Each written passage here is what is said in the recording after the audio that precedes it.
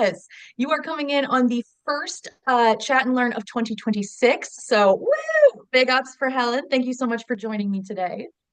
Now, I am incredibly excited to get to host our first Chat and Learn in 2026. We're going to be talking about ageism in the age of AI, how experienced professionals can stay competitive. Now, before we dive into today's questions, obviously we only have 30 minutes, so I want to go as quickly as possible. The big thing I want to highlight is our code of conduct. It looks like a big scary wall of legalese, but what it boils down to is just don't be a jerk. As long as we act from a place of kindness and respect, it's pretty hard to go wrong from there. But if you have further questions on this, you can always email us at hi@powertofly.com. You can always ping me as well in the chat, in the group chat, or you can DM me if you prefer, if you have any questions about this. All right, now when it comes to today's event, there's a couple of things you should know, and all of these points will be important, especially important, if today is your first event with Power to Fly. And if that's the case, then hi, welcome! We're so happy to meet you. Now, the love is no less real for my frequent flyers, so thank you to all of you for joining us and spending time with Power to Fly and Helen Sanchez today. Now, the key to Power to Fly events is participation. You are always welcome to turn your cameras on if you'd like, share your smiling, maskless faces with us safely, but there is no need to look Instagram perfect, y'all. I'm on day like 8 of the dry shampoo messy bun combo, still rocking that. So we don't care. You are welcome to come to us from your corner office or your living room couch. It makes no difference to us. Now, we are recording today's event, which means you don't have to take notes. You get to sit back, relax, enjoy the conversation that I'm about to have with Helen, and not worry if we list a resource or a terminology or something that you might miss. So what's going to happen is usually about 4 to 5 business days, so probably next week, honestly, Power to Fly is going to email everybody that registered for today's event, even if you weren't able to join us for the recording. And we're going to email y'all with a link to where you can rewatch this recording when it goes live on powertofly.com. Now, what that means is that if Helen says something today that's absolutely awesome and you don't want to wait to get that email to like share the chat or share something with a friend, you don't have to. You can head over to our YouTube channel. We're live streaming there. Hi, YouTube. And the video is usually posted by the end of business today. So if you want to go get a quicker turnaround on sending this information on to friends or family or relatives, you don't have to wait. You can always head over to our YouTube channel. Now, the other thing I want to highlight is the chat. So y'all do not have the ability to come off mute, unfortunately. However, I've got eyes on that chat the entire time.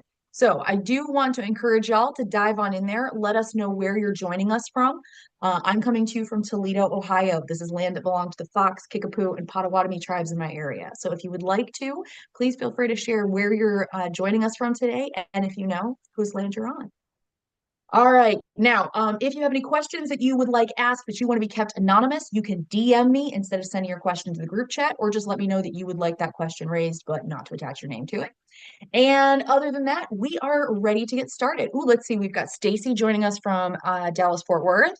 We've got Lana, who's in Maine. Sarah is in Minnesota. Dr. Campbell from Georgia. Let's see. Melissa from California. We've got TC Tally from Charlotte, North Carolina. Danny's coming in from Red Rocks. Bill is in Missouri. Emma in Amherst. Thanks, y'all. I love seeing this. Okay. All right. Now, the last thing I'm going to tell you about before we go in and introduce our speaker is just real quick, a little bit about Power to Fly, especially important if, again, this is your first event with us, or maybe you've been to a couple events, but you're not really sure who we are. So Power to Fly is a women-led company. We are backed by Morgan Stanley with over 200 million plus professionals in our network. Now, our mission is to help organizations to attract top talent and retain engaged employees, like many of you in this room, with solutions that help the companies to simplify the recruitment efforts, enhance employee satisfaction, and drive long-term business success. All right. We want to make sure that we check out these companies so that when you find your next great fit through Power to Fly, it is your next great fit. Now, we have also been at the forefront of the future of work, and we remain huge advocates for remote work, hosting thousands of remote roles, as well as in-person opportunities on our website. I love it here. I've been a member, I've worked for Power to Fly since 2019. I was a member of the talent community from 2014 through 2019 when I got my first role working with Power to Fly, my first remote role. So if you have any questions on this, I love the company. They're awesome. But if you have further questions, you can always check us out on our website, or again, you can write to our help desk inbox. That's hi@powertofly.com. All right, enough about us. I am very excited to welcome you to the main event of today's situation. So we're going to be talking to Helen Sanchez. Now, Helen is an absolute treat. I am so excited to get a chance to talk with her again. Helen is the founder of Tanagui LLC, as well as a career coach. With over 20 years of experience in recruiting and career guidance, Helen's journey has been dedicated to helping people navigate their career paths. This led her to found Tanagui LLC, which is a career consultancy with a focus on supporting women over 40. Now, Helen's work is rooted in the fact that people over 40 have significant contributions to make, even though they often face diminished value in the workplace. As longevity increases, people need to identify their passions as they break through the barriers of age discrimination, and as companies understand the high value of multi-generational symbiotic relationships. By teaching a course on building a legacy season, speaking at events, participating in podcasts, and writing articles, Helen addresses these challenges and advocates for change. Her academic background includes dual bachelor's degrees in women's and gender studies and African American studies. Helen is also a proud member of Phi Beta Kappa Society and the Honor Society in Women and Gender Studies. She's also a graduate for the Institute of Professional Excellence in Coaching and is a certified coach. Helen, I'm so happy to welcome you to the stage today. What else should our audience know about you before we dive into questions? Thank you very much, Meg. I want to meet this person. No, just kidding. But I want to thank everyone for attending, taking the time to attend today. I endorse everything that Meg says about Power to Fly, and you should be utilizing the value of them. And I want to wish everyone a happy New Year. But yeah, otherwise you can visit my website at any time. There is a workbook for job search, and that's free that you can download if you would like to. And I'm always happy to answer questions and meet any of you that would like to. So that's it. Awesome. All right, so we're going to dive on into questions. These are based on stuff that y'all submitted at time of registration. But again, if you have further questions, you want us to dive in deeper or anything, please feel free to share that information in the group chat, or you can DM a anonymous question to me and I will raise your question and keep you anonymous. All right, so one of the biggest questions when it comes to ageism in the workplace, people want to stay relevant, right? How do I stay relevant and competitive? I love that people are having this conversation as people over 40. I am rapidly closing in on that day. I cannot wait to be in my 40s. However, what should people know about trying to stay relevant if they are, let's say, properly seasoned? Well, I have to say first, when I did my studies when I was in school and discovered that 40 was the breaking point, and it was defined many years ago, it's not something current. At my age, I was like stunned, like you're babies. What is this about? But anyway, to stay relevant, really, you need to keep abreast of modern tools. You need to keep yourself abreast of what's going on in your industry or the industry that you're looking to get into. You need to familiarize yourself with what's available today. Interestingly, not to jump right into it, but AI, a lot of people are wary and a lot of people are a little hesitant for AI.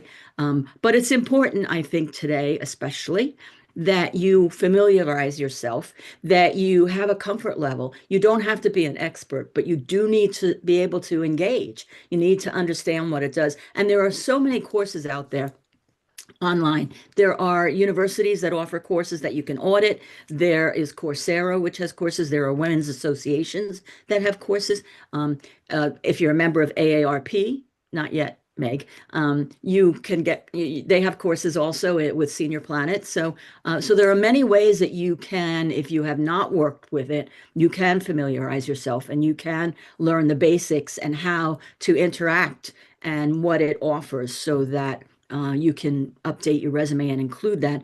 But it's really a matter of keeping abreast of what's current, what the new opportunities and offers are in the industry, and then taking training.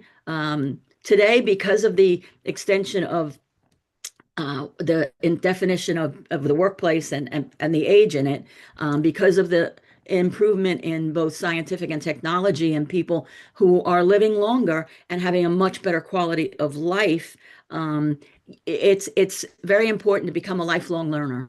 I think there is a respect for that. So despite your age, I think if you can show that you're always learning, you're always keeping upgraded on everything, certifications, training, professional associations, whatever it is, I think it's important for you to be involved. And there are so many options again with AI, whether it's Copilot or Claude or Chat GPT, whatever it is, you can get your a little bit forward, put your foot in a little bit and try it, and you'll see that it's not as overwhelming. Believe me, if I can do it, any of you can do it. So I think you just need to stay on top of what's out there. Yeah. I think that's a really good point to make is listen, even if it's not something you're particularly interested in, like I am not interested in Twitter at all. I've never had an account. I don't want one. It's not a thing. However, I have been on it before. I have like looked at mechanics and stuff. I've been on somebody else's phone who had Twitter. I roughly know the basics, right? Here's how you type in what you want to do. Here's how you search for stuff you want to find. Here's how you post something, whatever. And that information alone has been like super helpful, at least for me, in being able to be like, no, I don't think that's how that works, kind of thing. When people are like, oh, and there was a Twitter storm and blah, blah, blah, blah, blah, right? So effectively, you can do the same thing with other areas, even if you're not interested in it. But let's say you're not a person who's like naturally into technology.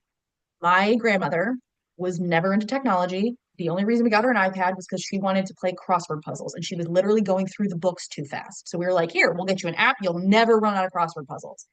Through that, she then learned how to FaceTime, which meant she could talk to her grandkids. She then like so even just dipping your toe in a little bit might show you many other things that this technology could do for you that you would really be interested in that you might just have no idea exists currently. So I like this idea of like just dip a toe in, try it and see what's going on. You can always drop it if you don't like it. I think that's a good idea. I think that's a really good way to approach it. Yeah, but I do think it is important to keep yourself just informed on what's out there and have some interaction with it. Yeah, Yeah. absolutely. Yeah. All right, so let's say you're closing more in on 50 than 40s. A lot of people think that they need to make themselves marketable, which is true at any age. But what do you think changes about that marketability? What do you think people need to know if they are wondering about how to make themselves marketable at like 45, 50, 55? Well, I think it's interesting. I think it's these basics, I've been doing this a long time, and these basics have been around for a long time, but it's making yourself aware of them. And sometimes especially if you've been in the same workplace, in a stable workplace, which are hard to find today, you can forget what it's like and how it's changed and not look into how it's changed. But I think you need to make yourself aware of that. You need to educate yourself on how your resume should be formatted properly today, because otherwise a recruiter or an applicant tracking system with AI on it is going to look at that and go, yeah, no, old. So you need to make sure that you're formatting that and a classic format, because they have some struggles when they read columns. So you want a classic format. You want to format it so that they can't identify your age, which is really just not putting addresses in the header, not using objectives or professional summaries, not going back more than 10 to 15 years in your work history, your chronological work history. If you do have to because of a single employment, then there are other ways to break it down. But just making your presentation, that initial presentation, as relevant as possible, but also where you give them no clue that they cannot identify. Oh, she graduated in 19, whatever. No, you need to keep the dates off for graduation. Another thing that you really need to do is practice your interview skills. Practice, practice, practice. And I always suggest you record yourself on your phone. Have a friend interview you, record yourself on your phone, and then analyze yourself and say, if I were the recruiter, would I hire me? And see what you need to change. Everyone can make adjustments. So that's important. The other thing is adjusting your search strategy, because if you have that history, hopefully you have a network to begin with. You've made acquaintances, you have work associates, you have people that you build some relationships with. Um, that's so critical because there are statistics that say somewhere over 70% of jobs are done through networking, not even through job ads. So reaching out to these people who you know, and not saying years and years, 100 years ago, as I always say when I talk about when I was young, you would say, here's my resume if you hear anything. No, that's not what you want to do. So, for example, if you were pivoting into another career, maybe you're going to look on LinkedIn, filter down to the job, to the companies in that industry that you're interested in. Look for people in the role that you're interested in, and see if you can say to someone. And today you can buy coffee cards and say, will you join me for a cup of coffee? And just send them a coffee card and talk to them about how did you transition into the role you're in? Because that's my goal. And I would so value your input. And I see how successful you are. If you flatter people, they love to talk to you. So if they've done interviews or columns or podcasts themselves, look at what they've done and reference it. But again, saying I see your pattern because their profile is on LinkedIn. I see your success, and I would just so appreciate your input. So you're doing this to build a relationship. Again, not to say, can you open a door for me, but to build. They'll remember your name if something comes up. But that's what the purpose is. I like it. Okay. We do have a couple questions here. Someone had said, I am also someone who has that large block of employment. So I'm curious how we break it down. If we only list the last 10 to 15 years, won't that be lying in terms of your employment dates? I have heard you answer this before, so I think I might actually have the answer on this one. But tell everybody what you would recommend for this person. Let's say you've been at this company for 20 years and you only want to list the last 10 to 15. How would you break it up? Well, really, you can list the 20 years, but you need the progression. I assume if you're in a company for 20 years that you didn't start where you are now. So you need to track a progression and break that down in those roles so that it's like listing X number of jobs and how many years you have done that job. So you need to break the progression down. And if even if you went back to a job, I had a client who worked for IBM, so she felt it was important to get it on her resume. I agreed. It's a company name that is recognizable. So we put that under previous professional experience, and then we list that with no dates, what her title was, what her responsibilities were, very very briefly, succinctly, and so you can do that, but you can also do the progression. That's the best way to handle it when you have that quote unquote stable employment. Yeah. Yeah, I like that. I've broken it down by like departments that I worked for before. Right. Like, oh yeah, I was on like if I was traded for another project or something, I basically treated that like a whole separate section. Like there are absolutely ways to do that that might not, it's not that you're not lying, you're just you're restricting it to the stuff that is relevant to what the job is. You Right. know what I mean? Like you are, it's a further way to filter down your resume and make it as easy as possible for someone to see that you fit what they want. Right. And if you have that progression, you're showing your success. Yeah, of course. So, yeah. Um, do you think that there are companies that are more open to hiring professionals, like experienced professionals without bias? Uh, I think that definitely theoretically that is true, but it's very Theoretically, like we're talking about particles in space. yeah. Yeah. But hiring managers are human beings. And so if you Google the word returnship programs, you'll find companies that have what are similar to internships, but for older people. So to come back into the workplace. And usually you have to have a certain period of time that you haven't worked to get those returnships. But the point is that that company embraces older employees, obviously, because they have that program. So if you look at those companies and then go to their career pages, You'll see what opportunities they have listed that are relevant to your background. And so you can apply to those companies. But again, it very much depends on the hiring manager you're talking to and how they feel. The other thing is there's a website called Age Friendly Institute, and they have a program where they actually go through the process of having companies commit to hiring older employees. You won't find jobs, but you will find a list of the companies that have signed a commitment and a pledge to hire older employees. So you'll have, again, a reference to go to career opportunities at those companies. Um, I just want to revisit real quick. There's a bunch of people in the chat basically saying that they're like uncomfortable hiding details that are true to like trick a potential employer to interviewing them. I think this is a really interesting way of looking at it, but think about it, you're not hiding things.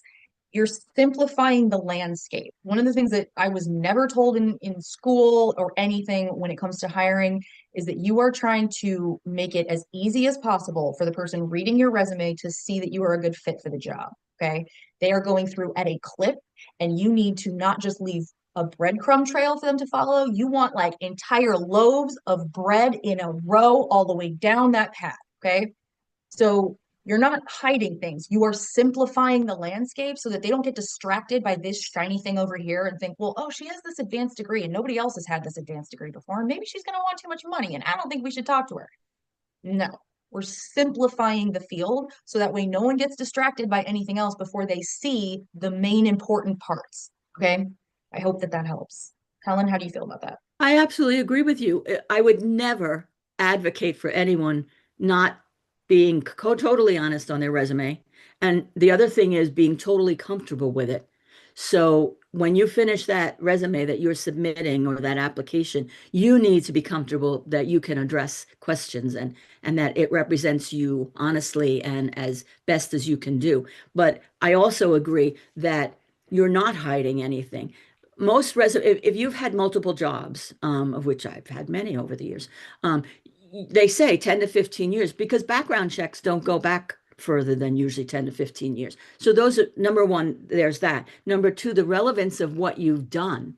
Does the software that you used 20 years ago exist today? Does the program that you used 20 years ago exist today?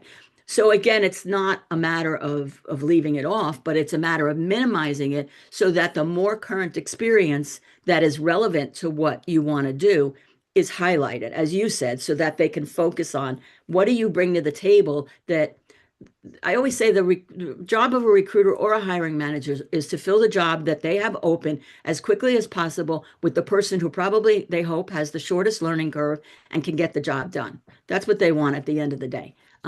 So if you can show them that, it will be with relevant and more current experience than something from years ago. But absolutely, you should not be deceptive at all. And it's how you lay it out. It's not that it's not there.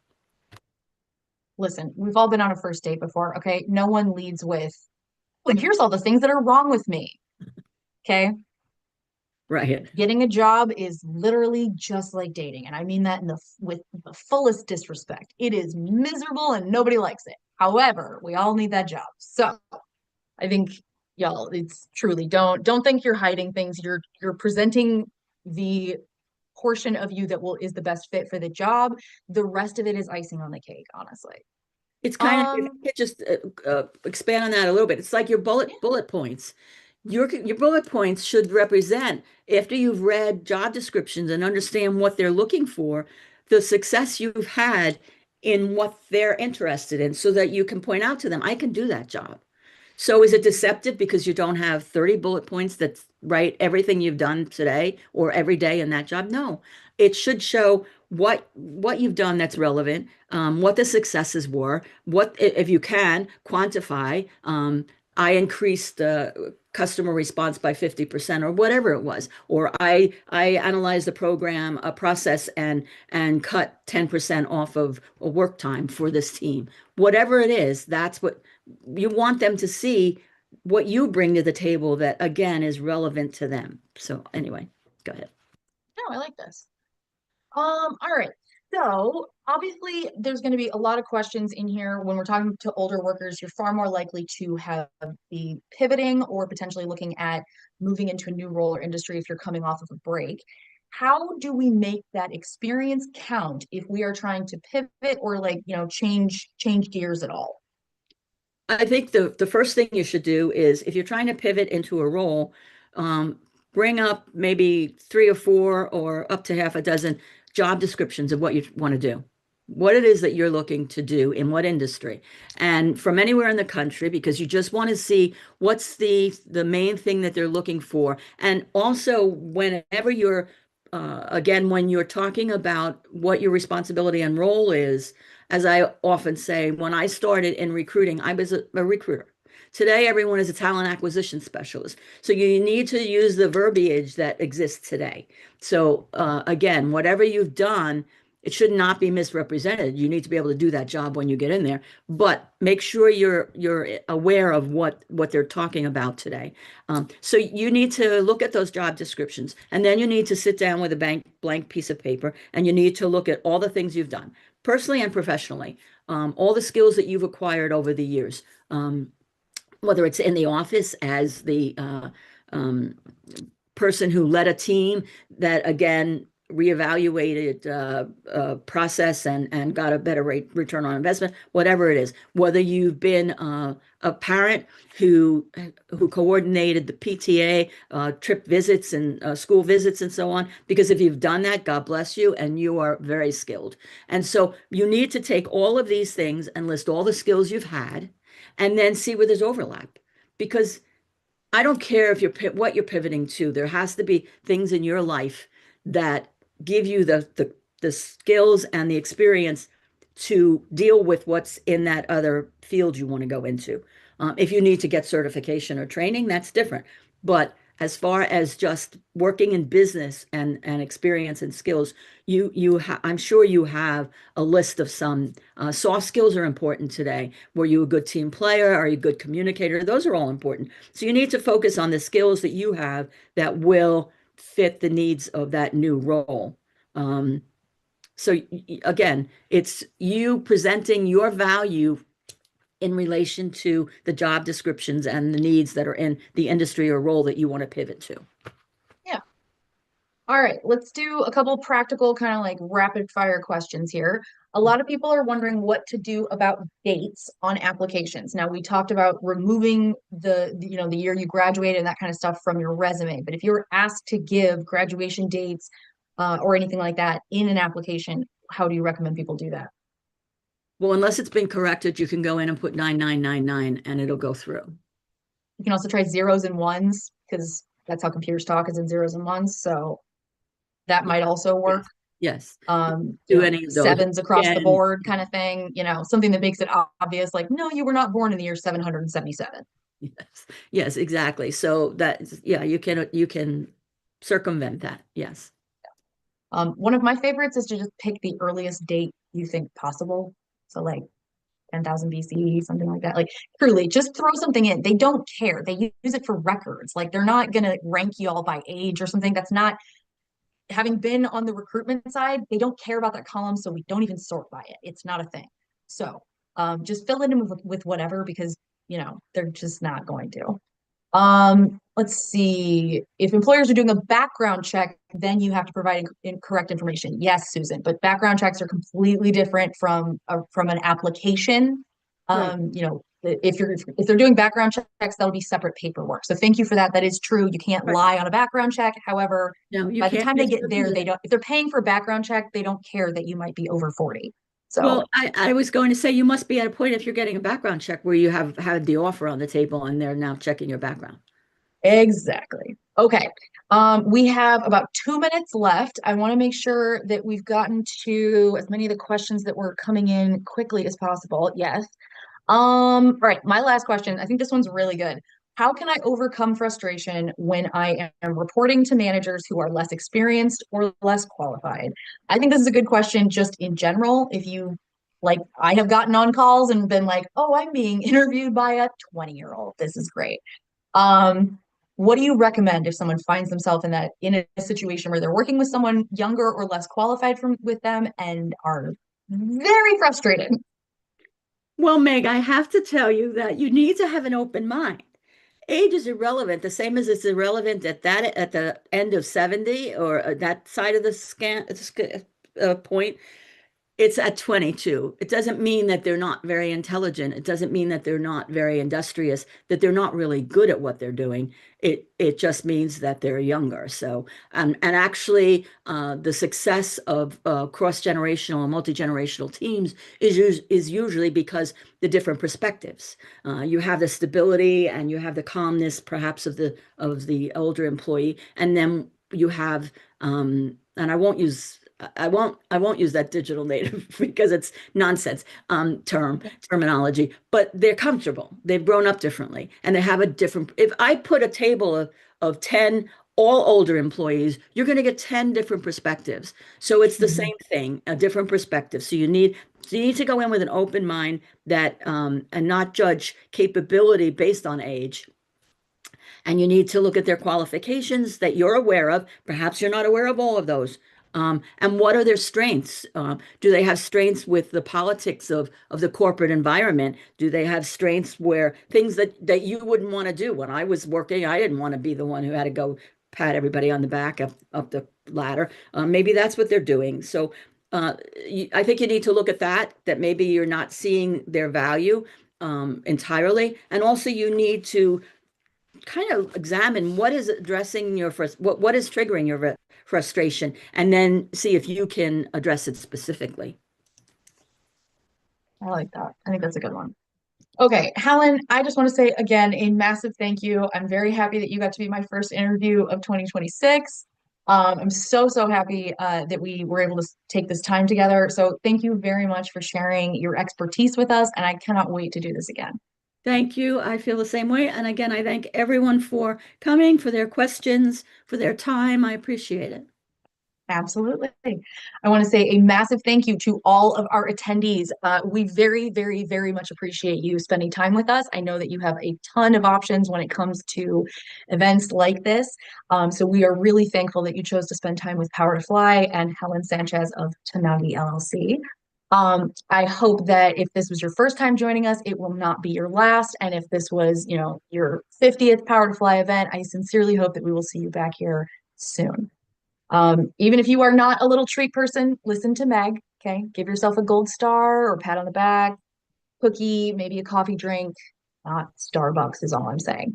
But give yourself a reward because you just took 30 minutes out of your day to do something positive for yourself and your career. That is not easy. It is not simple and it deserves recognition. So whether we see y'all again or not, take care of yourselves.